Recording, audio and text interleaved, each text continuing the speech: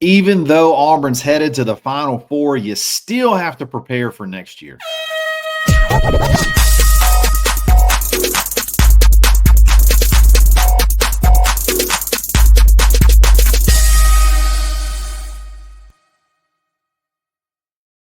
Yes, sir. We're back. It's another episode of the Barn Hoops Podcast. I'm your host, Kyle Rush, aka Charlie Five, and we got my man Zep Jasper here tonight to talk. Auburn continuing to look to add to their roster for next season, even though you're in the midst of a Final Four national championship run. Has Auburn played a complete game yet in the NCAA tournament? And hey, these guys aren't going just to get a participation trophy and a gift bag. They're going to win this dang thing. We're going to talk about all that in just a second. But before we do that, we got to give a quick shout out to Uncle Keith's Red Sauce. Go to UncleKeith'sRedSauce.com. Use coupon code TheBarn25 to take 25% off your order. Hey, if you live close to a Publix or a Piggly Wiggly in Birmingham, any Publix in the state of Alabama, you can go try this stuff. If you don't, you can check them out online. If you love salsa, but you want a little kick to it, you need to try this. You need to try this. I think you'll really like it. And it's an Auburn family that's made this product. It's Auburn made, Auburn shipped locally, local everything. Show them some love. Uncle Keith's Red Sauce. It's good, y'all. Zep, the grind don't stop. It doesn't matter if you're on. It doesn't matter if you're playing in the national championship. It doesn't matter when or where you're going. The grind don't stop. They don't end basketball after this season. You got to keep going. The portal is popping, and Auburn is looking to build for the next year's roster. Man, you lose a ton, and one guy in particular Auburn's looking at is Flory Bidunga, the big man, freshman big man from Kansas. Auburn tried to go after him really hard out of high school. Really love this guy's game and how he fits in the offense. Zep, he's not quite the big man. He's not, he's 6'9". He's not the 6'11" or the 7-footer. Talk about Flory's game and how he fits and how Auburn in this system can work with, not having those, big twin towers, the 7-footers and things like that. Just talk about that for a second.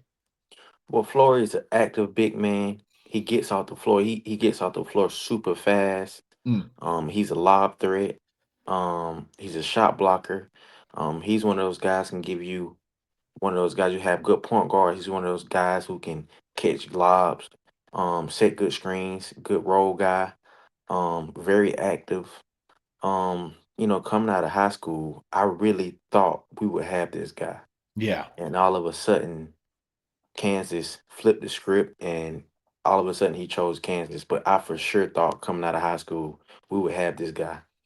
No, for sure. And again, I know you probably look at his statistics and you're going to go, man, 6-5. That doesn't just completely fire me up. But if you remember correctly, Walker Kessler's stat line was not mega impressive either. His stat line from UNC was not mega impressive. Situations matter, Zep. And this guy was playing behind one of the better big men in college basketball in Hunter Dickinson. But when he got his opportunities, he made things happen.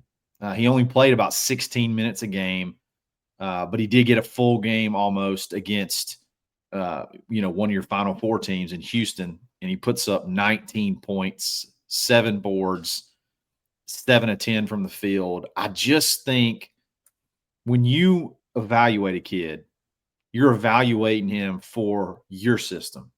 You know what I mean? You're evaluating for how they fit, how they might fit in what you want to run. How hard is it sometimes to look at a kid and not get caught up in his production? How hard is it sometimes to throw away the idea of his statistics and just focus on how you think his traits are going to fit into your system? Well, it's super hard because nowadays a lot of people go off statistics and numbers. Yeah. But when you look at a player like you, for example, you said Walker Kessler, Yeah. it's no way a school would turn down Walker Kessler. I don't care if Walker Kessler averaged 1 point. That following year, every school in the country wanted him. Yeah. Flory Bidunga is one of those guys that he just maybe didn't fit Kansas system. Mm. You put that guy in another system, he's gonna flourish. He just got his feet wet this year, so I believe statistics don't matter because, like I say, Walker got put in a very, very good position. You look at Walker Kessler numbers, his percentages, everything went up when he came to Auburn. I Yeah, believe if Flory Bidunga come to Auburn, we're gonna put him in a position to get drafted, be at a lottery pick, to be where he's supposed to be. yeah. I just believe BP puts people in positions to look good and look great, but on and off the court. How could you not want to come to Auburn if you're a big man? I mean, Walker Kessler goes from playing 8 minutes a game, scoring 4 points, 3 rebounds, to coming to Auburn playing 34 minutes, 11 points, 8 rebounds, almost triples his production, and then 4.5 blocks a game. I mean, just put him in position to become a first round draft pick. And now he's a stud in the NBA. Again, and then you go to Janai Broom. You look at other guys like Austin Wiley, Anthony McLemore, like these guys that aren't necessarily world beaters as far as not nearly as talented or gifted as a Flory or anybody like that, but become really good college basketball players. And I think Flory has the ability, like you said, to be one of those bouncy, doesn't maybe plays way bigger, plays a lot bigger than 6'9", plays like a 7-footer because of just that athleticism and quick off the floor, like you imagine. I imagine this one will go pretty quickly. He's in the portal with a no contact tag, so he's got an idea. If that's the case, he's got an idea of where he wants to go, and I think Auburn may be one of the top teams to beat here. So that would be, if you're talking about adding a big guy, you're going to have AD Scott coming back. He's redshirting this year, so that's going to be your Dylan Cardwell role. Flory Bidunga could be your electric big man, and maybe even give you a little bit more versatility, maybe even a little bit more athleticism to run different kinds of things. I think we need to be on the watch for that one. Zep, I want to pose this question to you off camera. I want to get your thoughts here. Auburn's played 4 games so far in the tournament, and each one has been a little bit different. But my question to you is, even though they're 4-0 and they've been fairly dominant in every game, do you think Auburn's played a complete game yet in the tournament from start to finish? I actually don't think they played a complete game, but overall, it actually adds up because certain teams have different schemes. So Yeah, when I look at certain teams, I believe like our guards can play as well this game because I feel like Michigan State guards can play defense. yeah, But I felt like they couldn't play defense inside. That's why I believe Janai had a monster game. But I feel like a Creighton, their guards can't match up with our guards, without a doubt. Our or guards can, Michigan. or Michigan, they can't. I just don't see it. But you go against a Florida team, where the guards can play defense, where where they have to. But it's one of those games that you never know how this game is gonna go. Yeah, But I just know how Auburn is gonna come out on top. You know what I mean? But I yeah. don't think we played our overall best. But hopefully we saving it for these last 2 games, and we just break out of nowhere. We just come out and just be blitzing hot like a flaming hot Cheeto. Let's go, flaming hot Cheeto. I'm with you. I do understand that. I do agree with you that the matchups matter. The matchups a lot of times will dictate how certain position groups play. But I don't know that we've had that full everybody firing on all cylinders game quite yet, which is scary if you really think about it. I mean, none of these games have. I know Michigan was close late with 12 minutes to go, but once Auburn put their foot on the gas, it was over, and they extended that lead fast, and it was, they just went ahead and put them out of their misery. Michigan State, it was never a game, never really a game. They jumped out to that 17-0 run, and it seemed like Michigan State was just trying not to get beat by double digits. There was no threat that they were going to overtake Auburn. Creighton, a lot of real similar to the Michigan State game, and then obviously Alabama State. you sleptwalk through that one. But I just don't think Auburn's played that complete game yet. I want to see the guards and Janai get in the mix. I did like this last game. Zev, I talked about this on another show. Janai scored 25, and then you had every player minus Chris Moore, which I'm not even going to count Chris Moore because he only played 9 minutes. Every other player scored over 5 points. So you got production. You didn't get that top end production, but you got production from everybody.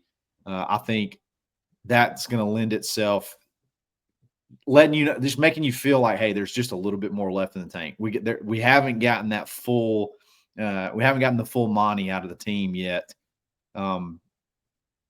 Need Chad, need Denver, need these guys, need Miles, man. Miles is only hit, since that first game, only hit 3 threes.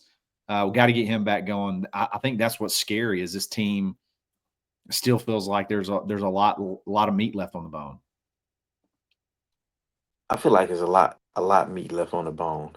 Like you said, we got to get Miles Kelly back to where he started. I just feel like Miles Kelly is rushing it right now. Yeah. Maybe he's a little anxious, but like I said, one of these games, and I believe his next game, he will have a good game Yeah, because he's the due. focus, Florida is gonna have a lot of focus on Janai, a lot of focus on Chad Baker Mazara, and those guys know Auburn is coming. Ty Golden knows they lost. They lost last game against him. He Yeah. knows that we're coming in full force. I Yeah. don't see how the country doesn't see it. I'm tired of these articles. I'm tired of seeing these ESPN analysts. I just don't know what we have to do Yeah. for people to pick Auburn. Yeah, we're going to talk about that in just a second, because I know, hey, we're not here to get participation trophies. This team is going there to win this thing. We'll talk about that in just a second. But before we do that, we got to give a quick shout out to mybookie.ag. Use coupon code BARN for a 50% deposit bonus up to $1,000. That means you give them $100, they're going to give you 50 back free in free play on top of it to play with. So if you want to hit that Auburn line, think Auburn can cover the spread. Auburn's a 2.5-point underdog, kind of talking about what Zep's talking about right here. If you want to bet on that, you can. Easy deposits, easy withdrawals. It's mybookie.ag. And then don't forget to check out roback.com. Use coupon code BUTTON20 to take 20% off your next order. They got the polos, you got the hoodies, joggers, shorts, everything. They got that spring line that just dropped. A lot of cool stuff in there. You need to check them out and save big. Use that coupon code BUTTON20. We'll be right back after this.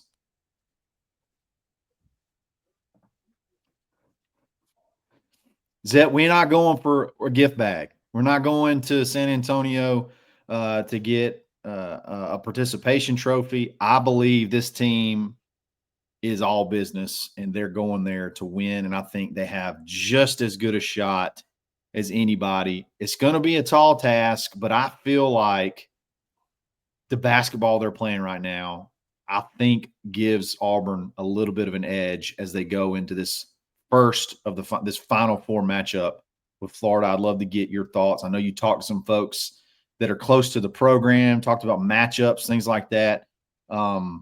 You got me kind of fired up. So you got to share it with them. Tell us about this first matchup and what you heard and how you're feeling about this matchup against Florida. Well, this first matchup with Florida, getting past Florida, I'm very, very confident our guys can pull this off. I'm hearing from a couple folks, a couple basketball analysts, they just believe Auburn won't lose twice against a Florida team. It's no way we can lose twice against those guys. We match up on every single level in this game, which Florida have a awesome point guard, which can score on all levels. He's that guy. He's the guy who makes things go, who makes things runs. And as you see, he always turn it on second half. Yeah. I just can't see Auburn losing to these guys twice. I can't. What does Auburn have to do? A lot of talk is about their big guys. Mhm. Obviously, you got Condon, you got Half, and then you have Handlogden. all those guys are so incredibly tall and they're physical and they got a bunch of them. You know what I Mhm. mean? Whereas Auburn's got some length as well. But with Janai, is he going to be fully healthy? Is he not?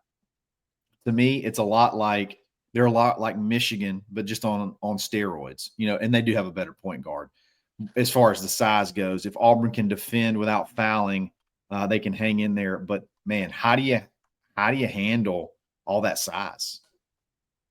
With the size, I just think it's one of those things that they have four bigs, and they're gonna try to wear Janai down. Hmm, We're not gonna use um excuses about Janai's hurt because Janai will be okay for this I game. think so too. I promise. I promise you. I will call Janai tomorrow and say, "Hey, I'll give you a shot. We got you going. We need this game." And this is a big time game right here. So I promise you, he's doing everything in his spirit to get well. I just believe that those big men, we're gonna have a game plan. We have a mastermind. Yeah, Burgo, Burgo. Burgo is the mastermind with the offense. They are going to try to figure out what can we do on offense this time to be different, which Florida have a lot of length. They do, but I just can't see it. The way we play, the way we play defense, I just feel like I think we got this game. One, maybe by 1 or 2 points, It's about gonna be one or tight. 2 points.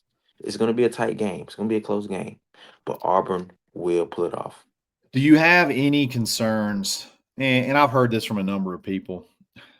Auburn sometimes, when we get in late game scenarios, have some issues, especially if you have a lead, with inbound plays, uh, knowing responsibilities when you got to get it in, you can't turn it over.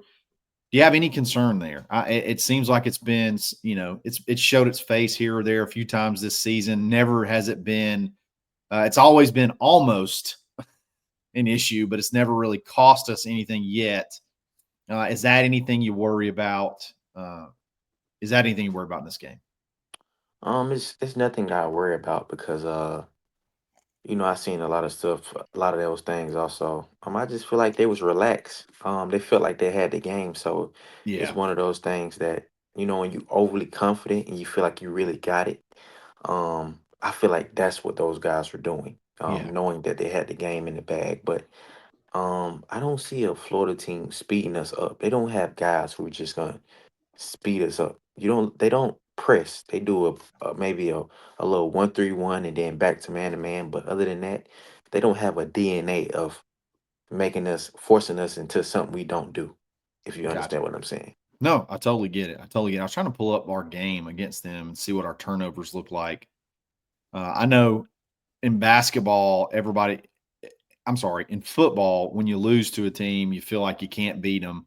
Basketball is just a totally different ball game. I know that obviously they came into Neville and kind of whooped on us pretty good. But we shot not very well in that game. We actually did not turn it over that much. Only turned it over 8 times, which is pretty much about our average. Is right around 8. So uh, I don't know that turnovers are necessarily going to be the issue. It's just can Auburn defend without fouling, which is the name of the game. It seems like with this team, and a lot of times they can. The referees, I think, what kind of game are they going to call?